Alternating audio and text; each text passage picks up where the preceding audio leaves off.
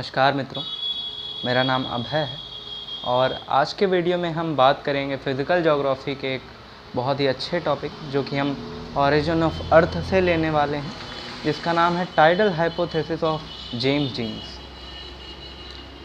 हम अपने पहले वीडियोस में हम अर्थ की उत्पत्ति के बारे में बात कर रहे थे, तो हमने कुछ थ्योरीज़ के बारे में जाना था, कुछ हाइपोथेसिस के बारे में जाना था, जैसे कि कांट की गैसियस हाइपोथेसिस हो गई और लैप्लेस की नेब्यूलर हाइपोथेसिस हो गई। उसी के क्रम में हम पढ़ते हैं टाइडल हाइपोथेसिस। टाइडल हाइपोथेसिस ये जेम्स जीन्स के द्वारा ये दी गई थी हाइपोथेसिस।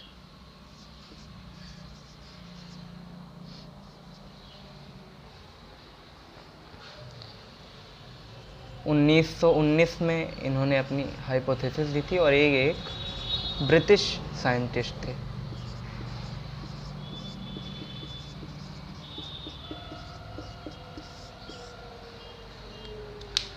बहुत ही अच्छे तरीके से इन्होंने ये समझाया कि हमारे अर्थ की शुरुआत कैसे हुई, हमारा सोलर सिस्टम कैसे बना। माफ़ कीजिएगा, इन्होंने ये तो नहीं बताया कि अर्थ की शुरुआत कैसे हुई, लेकिन हाँ, इन्होंने ये ज़रूर बताया कि हमारा सोलर सिस्टम कैसे फॉर्म हुआ। इन्होंने ड्यूअलिस्टिक हाइपोथेसिस का सहारा लिया। मैंने बताया था कि ड्यूअलिस्टिक हाइपोथेसिस में हम देखते हैं कि दो स्टार्स की बात आ जाती है। तो पहले तो उन्होंने हमारे जो प्रिमिटिव सन है जो आज का, उन्होंने माना कि हमारा प्रिमिटिव सन था और इत्तेफाक से एक स्टार उसके आसपास से गुजर रहा था जो कि साइज में काफ़ी बड़ा था। अब हुआ क्या कि क्योंकि ये बहुत बड़ा था और काफ़ी भारी था, तो और सूरज भी हमारा कुछ टक्कर देने वाला ही है, छोटा तो है नहीं, तो दोनों के बीच में काफ़ी भीषण गुरुत्वाकर्षण बल लगा, जिसके कारण जैसे जैसे ये पास आता गया वैसे वैसे सूरज से एक लेयर टाइप की उठने लगी, एक टाइडल वेव टाइप की उठने लगी। कुछ ऐसा सीन हमें देखने को मिलता है। इसके बाद होता क्या है कि जब ये स्टार सबसे पास आ जाता है सूरज के,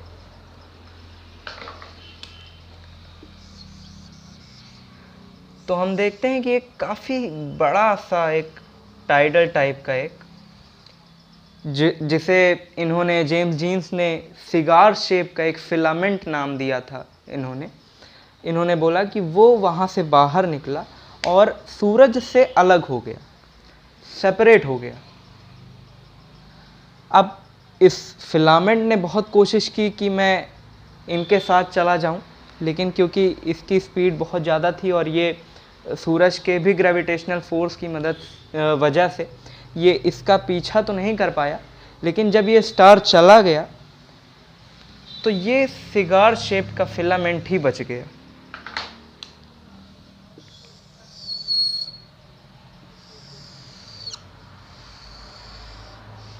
कुछ ऐसे टाइप का हमें फिगर देखने को मिलता है। इसी को इन्होंने डिस्क्राइब किया कि जब वो स्टार चला गया और ये चीज़ें बची थी, तो यही जो एक मैटर का बहुत बड़ा एक काफ़ी जो जितनी दूरी है हमारे सोलर सिस्टम की उतने बड़ा हमारा ये मैटर फॉर्म हुआ और समय के साथ ये कंडेंस होके ये बीच बीच से कट के और ग्रेविटेशनल फोर्स के कारण बाद में ही ये जाके हमारे प्लैनेट्स का फॉर्मेशन हुआ।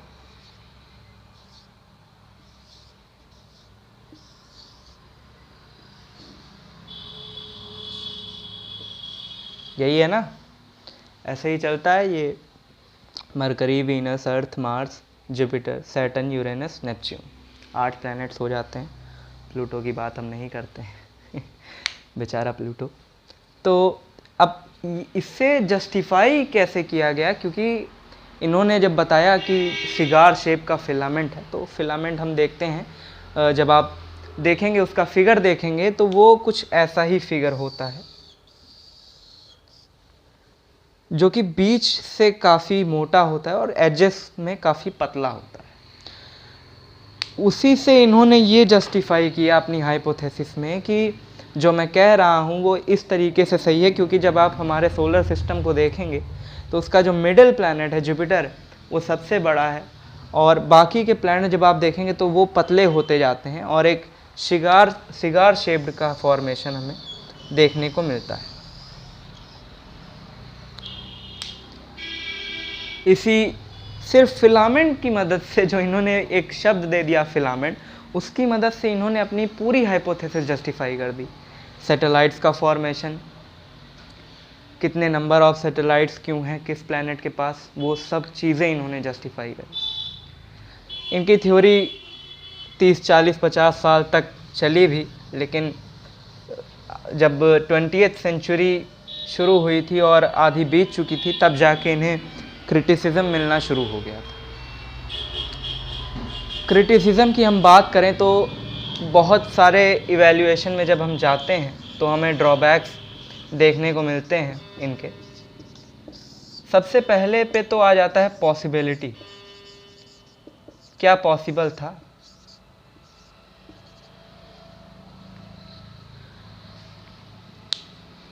साइंटिस्ट ने ये कहा कि इतने बड़े यूनिवर्स में किसी स्टार के पास से गुजरना, वो भी इतनी करीब से कि वो एक मैटर का एक हिस्सा ही निकाल ले, ये बहुत ही रेयर पॉसिबिलिटी होती है, बहुत ही ज़्यादा रेयर पॉसिबिलिटी होती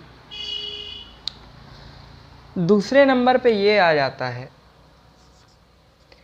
कि ठीक है, प्लैनेट्स निकल गए और उसका पीछा करने लगे स्टार का, लेकिन वो जो स्टार था उसका क्या हुआ, उसकी डेस्टिनी कहाँ गई, वो चीज़ भी इन्होंने एक्सप्लेन नहीं किया।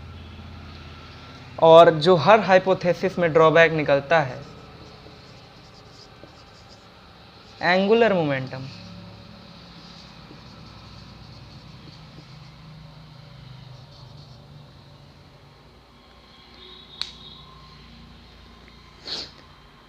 साइंटिस्ट ने ये कहा कि ठीक है, निकल गए प्लैनेट्स, रिवॉल्व भी करने लगे, वो जो इंट्रूडिंग स्टार था वो चला गया और प्लैनेट्स हमारे सन के अराउंड रिवॉल्व करने लगे। अगर हम इस बात को मानते हैं तो इंट्रूडिंग स्टार की वजह से इतना ज़्यादा एंगुलर मोमेंटम नहीं मिल सकता था हमारे प्लैनेट्स को, जितना एंगुलर मोमेंटम प्रेजेंट में है। प्रेजेंट का एंगुलर मोमेंटम हमारे सोलर सिस्टम का काफ़ी हाई है, क्योंकि प्लैनेट्स काफ़ी स्पीड से रिवॉल्व करते हैं।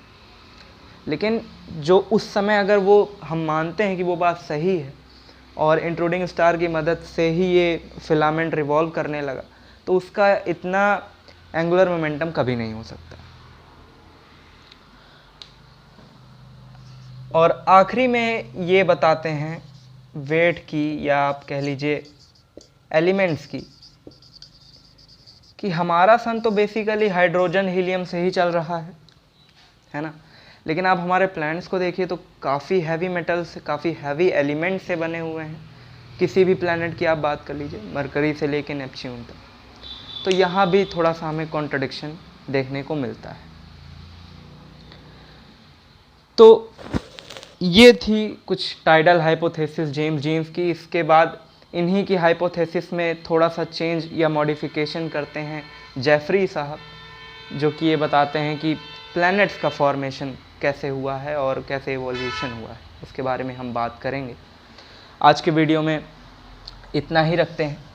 उम्मीद है आपको समझ में आया हो। टॉपिक से रिलेटेड अगर कोई क्वेश्चन होता है तो आप कमेंट सेक्शन में डाल सकते हैं, कमेंट सेक्शन में आप पूछ सकते हैं। तब तक के लिए पढ़ाई करते रहें, भोकाल मचाते रहें, नोट्स बनाते रहें। जय हिंद, जय भारत।